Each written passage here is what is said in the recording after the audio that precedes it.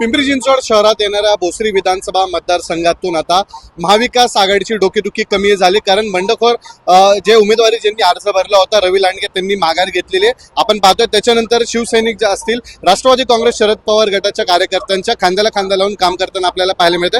आज आपण पाहतोय भोसरी विधानसभा मतदारसंघातील महाविकास आघाडीचे उमेदवार अजित गव्हाणे यांच्या प्रचारार्थ मोशी परिसरात नारळ फोडण्यात आलाय.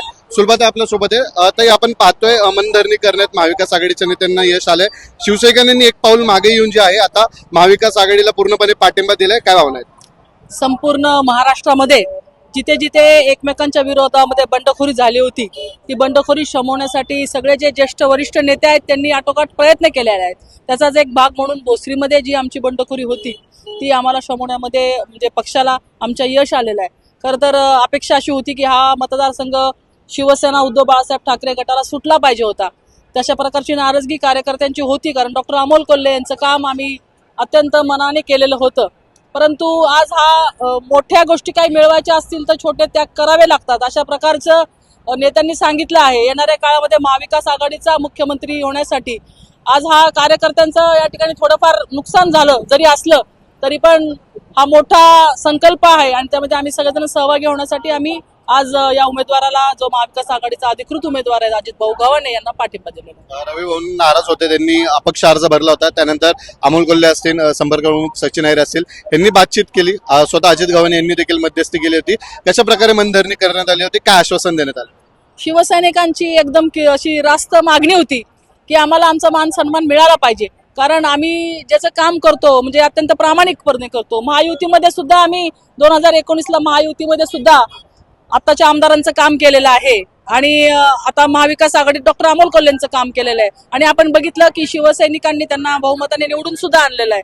तर येणाऱ्या काळामध्ये येणाऱ्या महानगरपालिकेच्या निवडणुका असतील त्याच्यामध्ये सन्मानपूर्वक आमचा वाटा जो आहे जागेचा तो आम्हाला मिळाला पाहिजे आणि येणाऱ्या काळात जर शासन आलं तर त्या प्रकारचं ज्यांची यामध्ये मेरिट आहे त्यांना त्या ठिकाणी सुद्धा मान सन्मान मिळाला पाहिजे, अशा प्रकारची मागणी आमच्या कार्यकर्त्यांनी केली आणि नेत्यांनी वरिष्ठांनी तसं आश्वासन दिलेलं आहे. त्यामुळे सगळे कामाला लागले. अजित गव्हाणेंचा प्रचार करण्यासाठी आज मुशीतील नागेश्वर महाराज मंदिरात नारळ फोडण्यात आलाय. शिवसैनिक असतील, काँग्रेसचे पदाधिकारी असतील, त्याचबरोबर राष्ट्रवादी काँग्रेस शरद पवार गटाचे कार्यकर्ते असतील, सगळे खांद्याला खांदा लावून काम करताना दिसत आहे. आज कशा पद्धतीचं वातावरण या ठिकाणी? आज खरं तर वातावरण विजयाचंच आहे का असं प्रकारचं वातावरण आहे, कारण मोशी गावचे 2 नगरसेवक ते भारतीय जनता पार्टीचे होते, म्हणजे वसंत शेठ बोराटे असतील किंवा लक्ष्मण शेठ सस्ते असतील.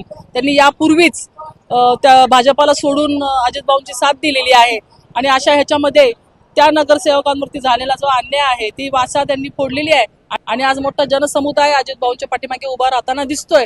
आणि पिंपरी चिंचवड महानगरपालिकेमध्ये झालेला भ्रष्टाचार, अनागोंदी कामं जी आम्ही डोळ्याने बघितलेली आहेत, कानाने ऐकलेली आहेत, ती आतापर्यंत लोक जनसामान्यामध्ये गेली नव्हती. कारण कायम महायुती आणि महाआघाडीमध्ये काम केल्यामुळं कोणाच्या विरुद्ध बोलावा हा प्रश्न कार्यकर्त्यांच्या पुढे होता, परंतु आता दूध आणि पाणी वेगळं झालेलं आहे आणि येणाऱ्या काळात प्रत्येक जण आपापल्या पक्षाचं प्रामाणिकपणे काम करेल अशी अपेक्षा आम्हाला. खरं तर आपण पाहतोय या भोसरी विधानसभा मतदारसंघातून ठाकरे गटाची देखील मोठी ताकद आहे, राष्ट्रवादी काँग्रेस शरद पवार गटाची मोठी ताकद आहे. सगळेजण खांद्याला खांदा लावून काम करतात. आज काय निर्धार झाले या ठिकाणी? नागेश्वर महाराजांच्या मंदिरामध्ये आतापर्यंतचा इतिहास आहे. सारं गाव मोशी जेव्हा जमतं तेव्हा त्या ठिकाणी नागेश्वर महाराजांचा आशीर्वाद ज्याला मिळतो.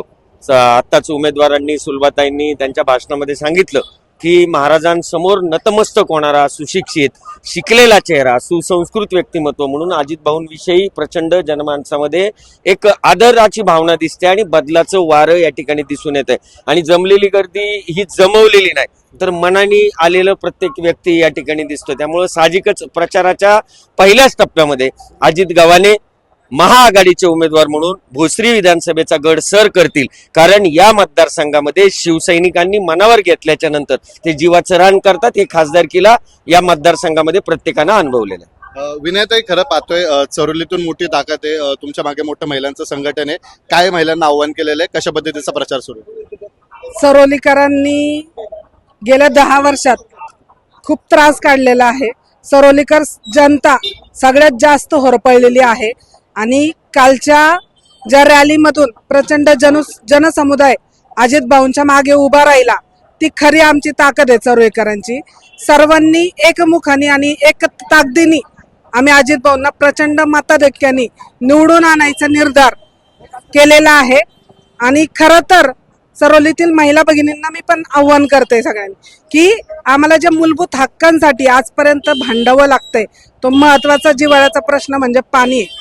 आणि हे पाणी हे सत्ताधाऱ्यांना आणण्यात अपयश आलेलं आहे. म्हणून सरोलीकर माता भगिनींना मी एकच आव्हान करते की वैचारिक मतदान करा.